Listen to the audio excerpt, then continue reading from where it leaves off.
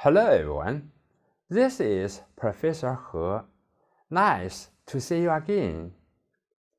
The topic of this task is about the ideal regenerative Rankine cycle.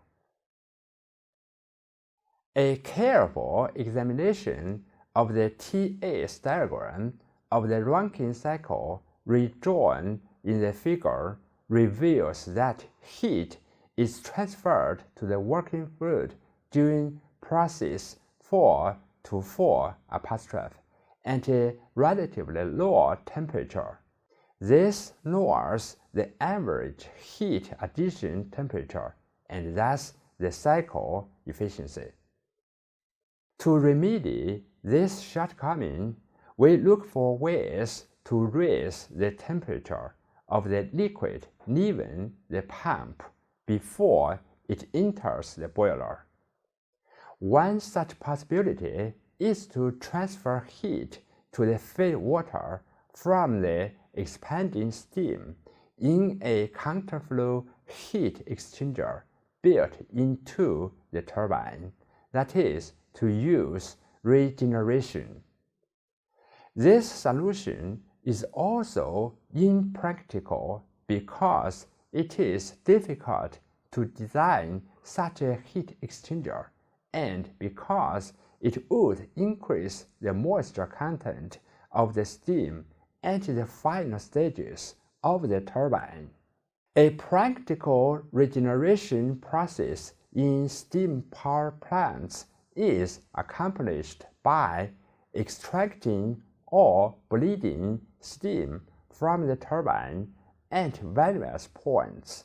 This steam, which could have produced more work by expanding further in the turbine, is used to heat the feed water instead. The device where the feed water is heated by regeneration is called a regenerator or a feed water heater. Regeneration not only improves the cycle efficiency, but also provides a convenient means of deviating the feed water to prevent corrosion in the boiler. It also helps control the large volume flow rate of the steam at the final stages of the turbine. Therefore, regeneration has been used in all modern steam power plants since its introduction in the early 1920s. A feed water heater is basically a heat exchanger where heat is transferred from the steam to the feed water either by mixing the two fluid streams or without mixing them. Now, let's firstly talk about the open feed water heater. An open feed water heater is basically a mixing chamber where the steam extracted from the turbine mixes with the feed water exiting the pump. Ideally, the mixture leaves the heater and the saturated liquid at the heater pressure. The schematic of a steam power plant with one open feed water heater and the TS diagram of the cycle are shown in the figure. In an ideal regenerative Rankine cycle, steam enters the turbine at the boiler pressure and expands isentropically to an intermediate pressure. Some steam is extracted at this state and routed to the feed water heater, while the remaining steam continues to expand isentropically to the condenser pressure. This steam leaves the condenser and the saturated liquid and the condenser pressure.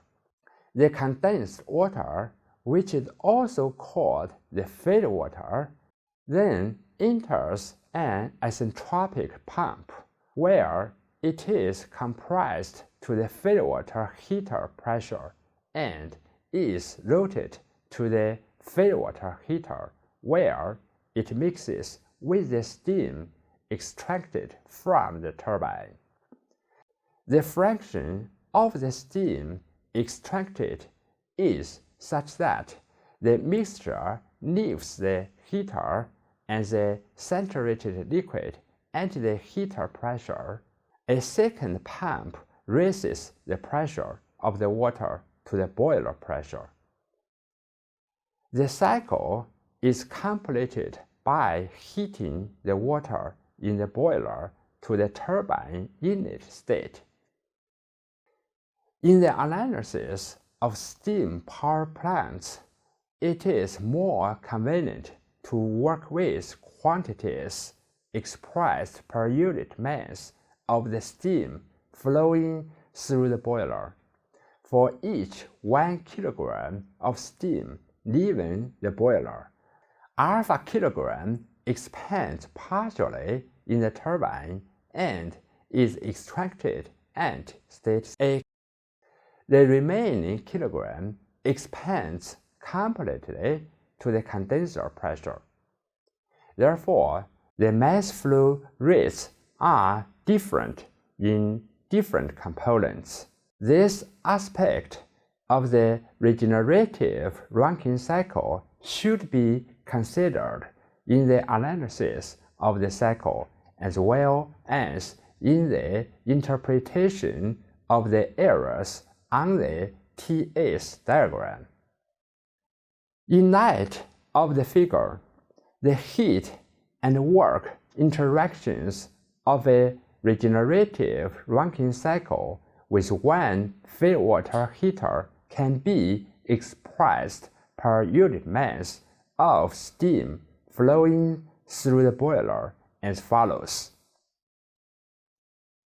The thermal efficiency of the Rankine cycle by definition can then be determined. This is because regeneration raises the average temperature at which heat is transferred to the steam in the boiler by raising the temperature of the water before it enters the boiler. The cycle efficiency increases further as the number of feed water heaters is increased. Many large plants in operation today use as many as 8 feed water heaters. The optimum number of feed water heaters is determined from economic considerations. The use of an additional feed water heater cannot be justified unless it saves more in fuel costs than its own cost. Another type of feed water heater often used in steam power plants is the closed feed water heater, in which heat is transferred from the extracted steam to the feed water without any mixing taking place. The two streams now can be at different pressures since they do not mix. The schematic of a steam power plant with one closed feed water heater and the TS diagram of the cycle are shown in the figure. In an ideal closed feed water heater, the feed water is heated to the exit temperature of the extracted steam, which ideally leaves the heater and the saturated liquid at the extraction pressure. In actual power plants, the feed water leaves the heater below the exit temperature of the extracted steam because a temperature difference of at least a few degrees is required for any effective heat transfer to take place. A steam power plant with one open and three closed feedwater heaters is schematically shown here. The condensed steam is then either pumped to the feedwater line or routed to another heater or to the condenser through a device called a trap. A trap allows the liquid to be throttled to a lower pressure region but traps the vapor. The enthalpy of steam remains constant during this throttling process.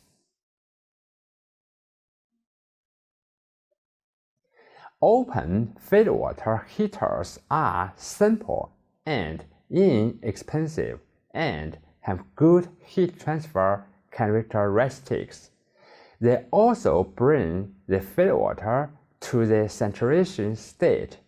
For each heater, however, a pump is required to handle the feedwater. Most steam power plants use a combination of open and closed feedwater heaters as shown in the figure. The closed feedwater heaters are more complex because of the internal tubing network, and thus they are more expensive. Heat transfer in closed feedwater heaters is also less effective since the two streams are not allowed to be in direct contact. However, closed feedwater heaters do not require a separate pump for each heater since the extracted steam and the feedwater can be at different pressures. Okay, that's all for this task. Thank you very much and see you next time.